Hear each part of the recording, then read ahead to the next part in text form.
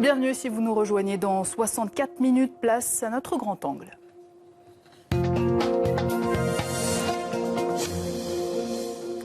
« 37 millions de personnes vivent aujourd'hui avec le sida, 40% d'entre elles l'ignorent. Donc peut-on déjà parler de VIH au passé? C'est la question posée par François Berdugo, militant, membre du conseil d'administration de Médecins du Monde. Dans son livre « La fin du sida est-elle possible ?» aux éditions textuelles. François Berdugo, bonsoir. Bonsoir. Un livre coécrit avec Gabriel Girard, qui est également avec nous, mais en direct de Montréal. Bonsoir Gabriel Girard. Et on reste avec vous. Il y a un chiffre très parlant, c'est le taux de mortalité divisé par 2 depuis 2005. Et ça, c'est une première, c'est un soulagement.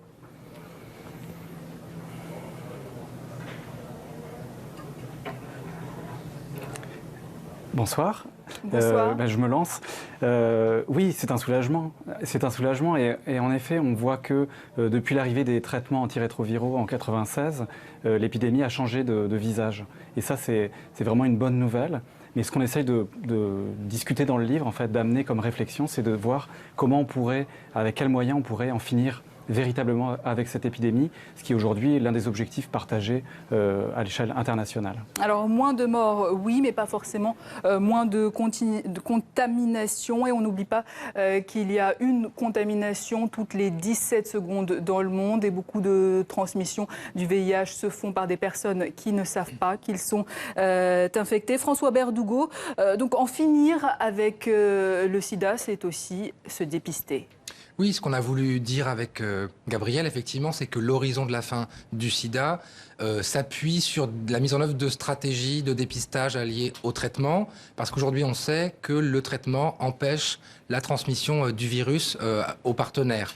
Du coup, le dépistage occupe une position clé dans ces stratégies. C'est-à-dire que si on arrive à amener les personnes séropositives au dépistage et ensuite au traitement, on pense qu'il sera possible de casser la chaîne de transmission et donc à terme d'éteindre progressivement la diffusion du virus dans la population. Alors justement, 1996, l'arrivée des trithérapies. 20 ans plus tard, quelles sont les avancées en matière thérapeutique ?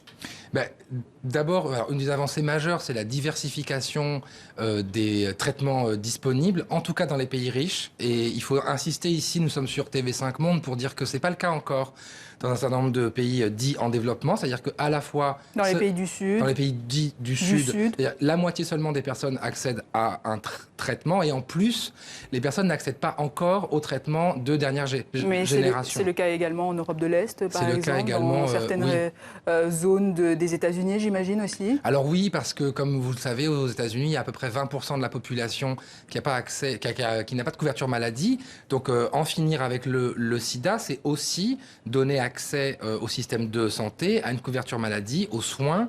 Donc finalement, ça concerne l'ensemble des systèmes de santé et pas que les systèmes de santé du Nord ou du Sud. Et des autotests sont apparus sur le marché également, ça marche ? Ah oui. En tout cas, en France, ils sont disponibles depuis 1 an. Et pas partout dans le monde, là aussi. Non, malheureusement, ils sont disponibles à un prix très élevé de 25 €. Ils donnent une première indication, c'est-à-dire si le test est négatif, on est négatif. Et s'il est positif, il faut aller faire un test de confirmation. Mais ça vient enrichir la palette des outils de dépistage disponibles. Alors vous disiez qu'on est passé de l'allègement thérapeutique au traitement de prévention, avec notamment la PrEP. Vous pouvez nous rappeler ce que c'est la PrEP ? Alors, la PrEP, c'est une bithérapie, aujourd'hui en tout cas. Donc, ce sont 2 molécules antirétrovirales qui sont utilisées dans le traitement des personnes vivant avec le VIH et qui sont également aujourd'hui utilisées en prévention, c'est-à-dire on les prend avant et après les rapports sexuels ou en continu tous les jours. Et de fait, c'est efficace pour ne pas devenir séropositif. Donc, c'est pour les personnes séronégatives. Alors, on va se tourner vers Gabriel Girard. Gabriel, avec tous ces traitements, est-ce qu'on peut dire que le sida est une maladie comme une autre aujourd'hui ? Mais on pourrait l'espérer. En effet, les avancées thérapeutiques sont majeures et elles permettent aujourd'hui, elles ont réduit la mortalité, on l'a dit, elles permettent aujourd'hui même de prévenir l'épidémie, la transmission. Donc ça, c'est vraiment des avancées très importantes. Donc on pourrait se dire qu'on est passé à une phase plus chronique de la maladie. On est sorti d'une phase exceptionnaliste, un peu ce qu'on essaye d'expliquer dans le livre.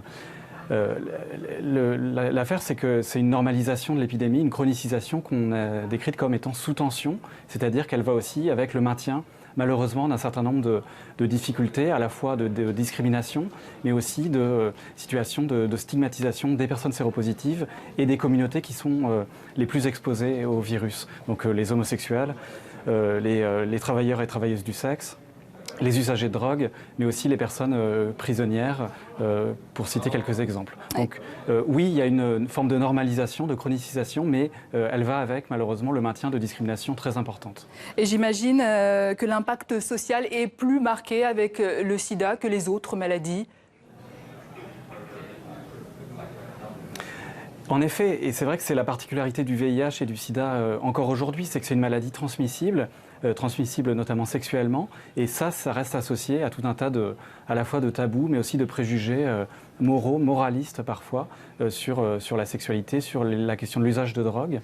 Et ça, c'est vraiment sans doute un des verrous principaux qui reste sur lequel il faut agir pour aussi normaliser vraiment cette maladie, ce qui est loin d'être le cas encore, que ce soit dans les pays du Nord ou dans les pays du Sud. François Berdugo, est-ce qu'aujourd'hui on possède tous les moyens pour vaincre le sida ? Alors, ce qu'on possède aujourd'hui, ce sont des outils et des stratégies très efficaces pour imaginer endiguer l'épidémie, c'est-à-dire contenir, briser la chaîne de transmission.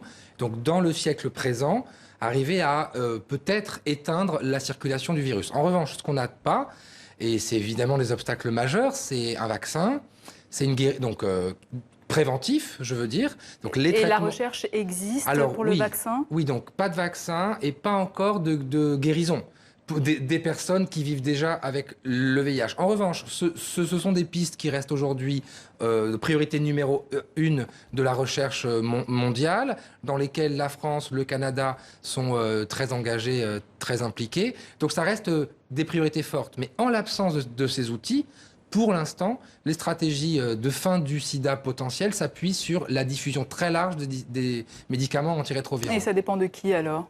Alors ça dépend de qui. Il y a des obstacles financiers, c'est-à-dire aujourd'hui on estime qu'il faudrait à peu près 30 milliards de dollars par an pour aller vers l'accès universel au dépistage et au traitement. La mobilisation financière n'y est pas, très clairement le compte n'y est pas, donc il faut, en fait, le message important, c'est investir maintenant massivement, c'est préparer la fin du sida à échéance de 1 ou 2 générations. Si on n'investit pas maintenant, on va continuer à laisser l'épidémie se développer alors qu'on peut l'arrêter. Donc, premier point. Deuxième point, évidemment, c'est les systèmes de santé. C'est-à-dire que ce qui empêche l'accès au système de santé, aux soins, au dépistage, est un frein, évidemment, à la mise en œuvre des stratégies dont on parlait. Et puis, troisième point, c'est ce dont Gabriel parlait. C'est-à-dire que tout ce qui concourt à éloigner les personnes du système de santé, non pas là du point de vue financier, mais du point de vue social, moral ou légal, les stigmatisations, discriminations, est évidemment... Comme quoi, par exemple, les discriminations, les obstacles sociaux alors, 2 exemples ou 3, très vite. Philippines, le président philippin appelle ouvertement chaque jour à une guerre contre les usagers de drogue et appelle au meurtre de masse. Et d'ailleurs, c'est ce qui se passe. Donc évidemment, on imagine bien que dans ces conditions, pour un usager de drogue, se présenter dans les systèmes de santé en disant « je suis usager de drogue », c'est impossible parce que la crainte existe de ne pas être bien reçu, voire d'être arrêté par la police, voire d'être assassiné. C'est pareil sur ce qui se passe vis-à-vis des gays ou des bisexuels en Russie, par exemple. On a eu des exemples récemment. Je pourrais multiplier les exemples. C'est-à-dire que tout ce qui pèse comme freins légaux, comme freins sociaux, les jugements moraux dont parlait Gabriel, ce sont des obstacles objectifs à ce que les personnes se rendent volontairement au dépistage, au traitement, aux soins et s'y inscrivent durablement. Donc c'est là qu'on dit aussi que la lutte contre le sida n'est pas une lutte ordinaire d'une manière ou d'une autre, c'est-à-dire qu'elle emporte avec elle des questions médicales et elle emporte avec elle des combats sur le plan social et politique. Justement, sur les combats politiques, Gabriel Girard, le sida rattrapé donc par les enjeux politiques, vous dites, page 142, qu'il n'y a jamais eu autant d'expulsions de personnes étrangères souffrant de maladies graves que durant le quinquennat Hollande. Est-ce que la fin du sida est plus envisageable dans certains pays que d'autres ?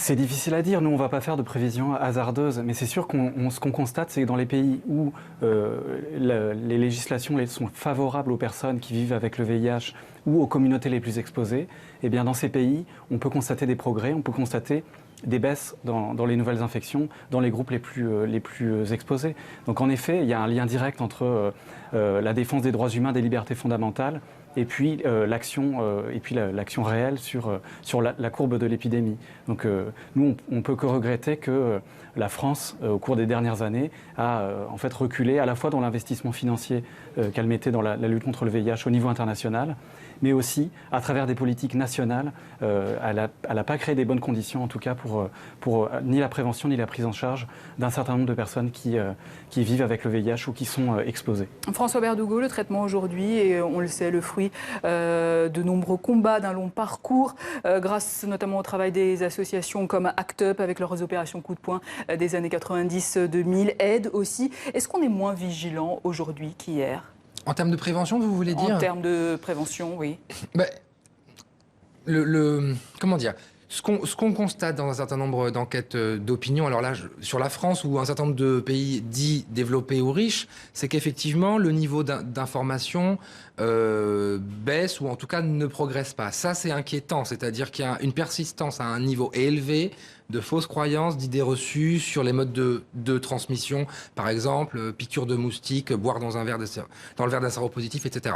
Bon, globalement, dans un certain nombre d'autres pays, notamment pays à ressources limitées, on voit des phénomènes similaires. Donc ça, c'est inquiétant, évidemment, c'est-à-dire que nous faisons partie d'une génération, Gabriel et moi, qui a été très exposée, entre guillemets, à l'information dans les années 90. Il y a eu un reflux. Évidemment, les générations passent, mais la question de l'information doit se poursuivre et de la prévention aussi. Par exemple, à travers des politiques d'éducation aux sexualités, à la santé sexuelle, qui incluent des questions de contraception, de grossesse, qui ciblent les garçons et les filles. Et ça, c'est valable dans tous les pays. C'est-à-dire que la santé sexuelle et reproductive, dans le cadre de laquelle s'inscrit aussi la lutte contre le sida, c'est valable pour tout le monde, tout le temps. Alors, pour finir, juste une dernière question rapidement, François Berdugo. L'ONU-SIDA souhaite une éradication pour 2030. Est-ce qu'on est loin du compte ? Est-ce que c'est envisageable ? Alors, ce qui est intéressant dans l'horizon porté par ONU-SIDA, c'est que c'est un horizon de mobilisation. C'est-à-dire, l'horizon, c'est on peut le faire. On peut arriver à briser cette épidémie. Gabriel et moi, nous ne sommes pas des Madame Irma, donc évidemment, on ne va pas le dire. C'est probablement un peu tôt.